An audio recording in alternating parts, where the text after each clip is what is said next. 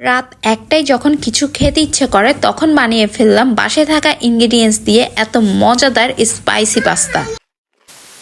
রাত হলে আমার যেন খিদে অনেক বেশি বেড়ে যায়, কিছু না কিছু খেতে ইচ্ছে করে, তো আজকে বানিয়ে ফেললাম স্পাইসি পাস্তা। রান্না করার জন্য ফার্স্টে আমি চিকেনগুলো ম্যারিনেট করে নিচ্ছি। চিকেনের বুকের মাংস ছোট ছোট পিস করে কেটে এখানে দিয়ে দিলাম মরিচের গুঁড়া, জিরার গুঁড়া, কালো গোলমরিচের গুঁড়া, স্বাদমতো লবণ, সয়া সস, ম্যাগি ম্যাজিক মশলা আর কর্নফ্লাওয়ার দিয়ে এখন এই চিকেনটা ভালো করে মেখে নিব। নেওয়ার পর আপনাদের হাতে সময় থাকলে 10 মিনিটের জন্য ম্যারিনেট করে রাখতে পারেন। আমি আজকে রাত হয়ে গেল এজন্য আর ম্যারিনেট করব না। এখন চিকেন গুলো অল্প পরিমাণ তেলের মধ্যে ভেজে নিব। এর উপর একটা প্যান বসিয়ে এতে সামান্য পরিমাণে তেল দিয়ে এর মধ্যে চিকেন গুলো দিয়ে দিচ্ছি। এভাবে এক পিস করে চিকেন গুলো সব তেলের মধ্যে ছেড়ে নিচ্ছি। চিকেনের এক পাশ হয়ে আসলে এগুলো উল্টিয়ে পাল্টিয়ে একটু নেড়ে চেড়ে নিব। চিকেন গুলো যেহেতু বেস্ট পিস, এগুলো ভাজতে তেমনটা সময় লাগবে না। রাত হলে আমার মতো আপনাদের কাদের খিদা লাগে অবশ্যই কিন্তু কমেন্ট সেকশনে কমেন্ট করে জানাবেন। তো দেখতে পাচ্ছেন আমি চিকেন গুলো ভেজে নিয়েছি, এখন একটা প্লেটে উঠিয়ে নিচ্ছি। এখন সেম তেলের মধ্যে পাস্তাটা রান্না করে নিব। প্রথমে এর মধ্যে দিয়ে দিলাম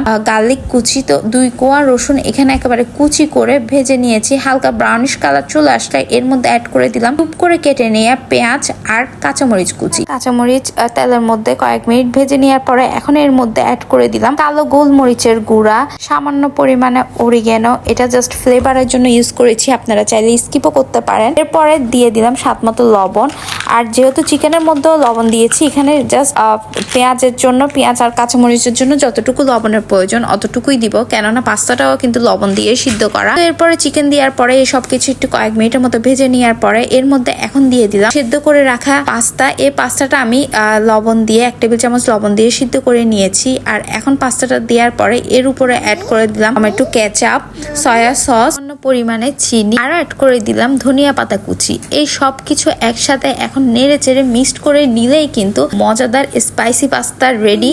দেখলেন তো, বাসায় থাকা ইনগ্রেডিয়েন্টস দিয়ে কোনো ধরনের সস বানানোর ঝামেলা ছাড়াই ঘরোয়া মশলায় কত মজাদার এই স্পাইসি পাস্তাটা রান্না করে ফেললাম। এটা কিন্তু খুব ঝটপট ভাবে রান্না করে ফেলা যায় আর খেতে কিন্তু অসাধারণ। আপনারা চাইলে কিন্তু এই পাস্তার মধ্যে ক্যাপসিকাম অ্যাড করতে পারেন। ক্যাপসিকাম অ্যাড করলে এতে আরো সুন্দর একটা ফ্লেভার আসবে। আমার বাসায় আজকে ক্যাপসিকাম ছিল না দেখে আমি আর দিলাম না। আর হাতে এই মজাদার পাস্তা খেতে চান তাকে কিন্তু অবশ্যই মেনশন করে দিন, অথবা আপনারা যদি আমার মতো এভাবে রাত বিরাতে খিদা লাগে আপনিও কিন্তু এই রেসিপিটা ট্রাই করে ঝটপট এই মজাদার স্পাইস পাস্তা বানিয়ে খেয়ে ফেলুন। আজকে হঠাৎ করে পেঁয়াজ কাটার সময় আমার চোখগুলো অনেক বেশি জ্বালা পোড়া করতেছিল, তো চোখটাও একেবারে লাল হয়ে আছে। যাই হোক, দেখতে পাচ্ছেন আমি কত মজা করে এই স্পাইসি মজাদার পাস্তাটা খেয়ে নিচ্ছি। আসলে অনেক বেশি ক্ষুধা পেয়েছিল, জন্য বেশি বেশি করে খেয়ে নিচ্ছি। তো ভিডিওটা কেমন লেগেছে অবশ্যই কিন্তু কমেন্ট সেকশনে কমেন্ট করে জানাবেন। ভালো লাগলে একটা লাইক দিবেন, আর যারা এখনো আমাদের ফেসবুক পেজটা ফলো করেননি ফেসবুক পেজটা কিন্তু ফলো করে আমাদের সাথেই থাকবেন। তবে অনেক বেশি বেশি ভালো থাকবেন, আমাদের জন্য বেশি বেশি দোয়া করবেন। That's it for today.